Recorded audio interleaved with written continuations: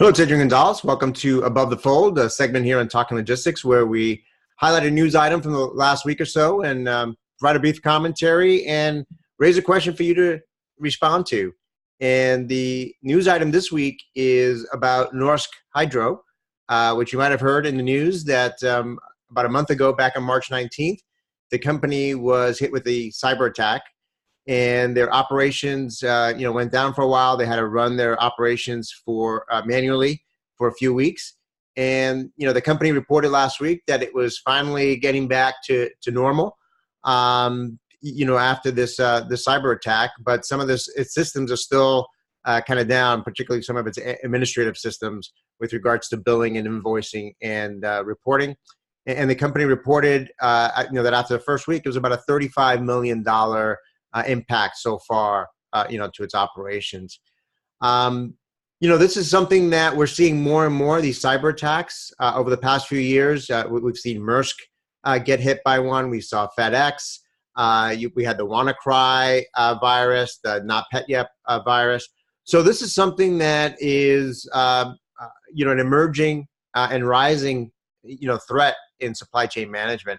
So my question is, what actions are companies taking to prepare for a cyber attack, either to try to prevent one or, I think just as importantly, minimize the impact of a cyber attack? Because I think, one of the things that I'm convinced of is that it's almost impossible to, prevent this 100% of the time. So really, you have to put as much effort in terms of minimizing the scope and the duration of the impact. So putting systems in place to contain this is just as important as trying to prevent it.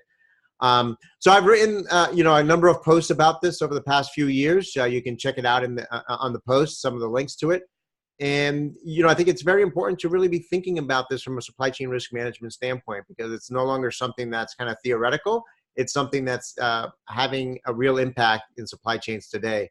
So what actions are your companies taking? Are you talking to your logistics service providers and your software as a service technology providers in terms of what actions they're taking to prevent an impact to their operations and their software systems? Because obviously, if something happens to one of your TMS vendors or your cloud vendors that disrupts your operations, by default, they're going to impact your operations as well.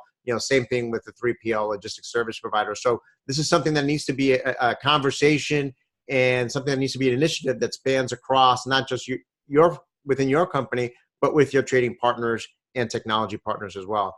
So post a comment, let me know what actions you're taking, and look forward to hearing your comments. Thanks.